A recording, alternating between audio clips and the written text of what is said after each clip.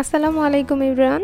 রমজানে ইফতারের সময় সবার উচিত অন্যান্য ইফতার আইটেমের সাথে কিছু না কিছু হেলদি খাবার রাখা, যা আমাদের শরীরের জন্য খুবই দরকার। তাই আজকে আমি তৈরি করে দেখাবো মজাদার ছোলার সালাদ, যা খুবই হেলদি একটি খাবার। আপনারা রোজার দিনে ইফতারে এই সালাদটি তৈরি করে খেতে পারেন। এটি তৈরি করা যেমন সহজ, খেতেও ভীষণ মজা। এটি তৈরি করার জন্য একটি বাটিতে প্রথমেই নিয়ে নিচ্ছি হাফ কাপ পরিমাণ খোসা ছাড়ানো ছোলা, এটি আগে থেকেই সিদ্ধ করে রাখা। আর নিয়ে নিচ্ছি হাফ কাপ পরিমাণে খোসা সহ ছোলা। আপনারা চাইলে যে কোনো একটিও দিতে পারেন, সেই ক্ষেত্রে 1 কাপ পরিমাণ দিলেই হবে। এরপর অ্যাড করছি হাফ কাপ সিদ্ধ আলু, এটাকে আমি ছোট টুকরো করে কেটে নিয়েছি। পেঁয়াজ কুচি দিয়ে দিচ্ছি 1/4 কাপ। 1/4 কাপ দিচ্ছি টমেটো কুচি, টমেটোর ভেতরের বিচিওয়ালা অংশ ফেলে দিয়ে কেটে নিয়েছি। 1/4 কাপ দিচ্ছি শসা কুচি, সবগুলোকেই আমি টুকরো করে কেটে নিয়েছি। এরপর অ্যাড করছি 3টি কাঁচামরিচ কুচি, ঝালের পরিমাণটা আপনারা আপনাদের ইচ্ছে মতো ব্যবহার করবেন। তারপর দিচ্ছি 1 টেবিল চামচ ধনিয়া পাতা কুচি,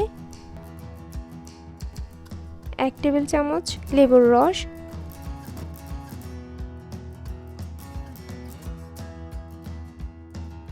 পরিমাণ মতো লবণ। আমি এখানে পিঙ্ক সল্ট ব্যবহার করেছি, আপনারা রেগুলার লবণ বা বিট লবণও নিতে পারেন। তারপর অ্যাড করছি তেঁতুলের পিউরি, এখানে প্রায় 2 টেবিল চামচ পরিমাণের মতো আছে। আমি তেঁতুলটাকে অল্প একটু পানি দিয়ে ভিজিয়ে রেখেছিলাম কিছুক্ষণের জন্য, এরপর চটকে নিয়েছি। এখন দিয়ে দিচ্ছি 1 টেবিল চামচ চিনি, 1.5 চা চামচের মতো চাট মশলা, আপনারা যে কোনো চটপটি মশলায় নিতে পারেন। 2 টেবিল চামচ টক দই দিয়ে দিচ্ছি, এটি হাতের কাছে না থাকলে বাদও দিতে পারেন, তবে এটি ব্যবহার করলে খেতে ভালো লাগে।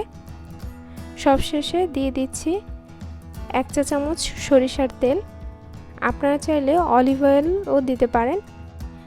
এখন সব কিছু ভালোভাবে নেড়ে মিশিয়ে নিচ্ছি। এটি খুবই হেলদি একটি ছোলার সালাদ, যা ইফতারের আগে চটজলদি তৈরি করে নিতে পারেন। ভালোভাবে নেড়ে মিশিয়ে নিচ্ছি যাতে সব কিছু ভালোভাবে মিশে যায়। সব কিছু ভালোভাবে মেশানো হয়ে গেলে এবার আমি একটি বাটিতে সার্ভ করে নিচ্ছি।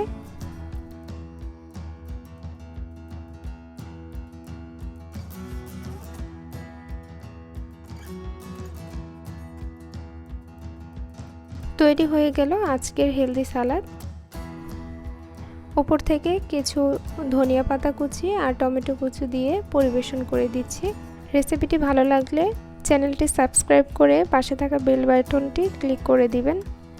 আজকের মতো এখানেই বিদায় নিচ্ছি। আল্লাহ হাফেজ।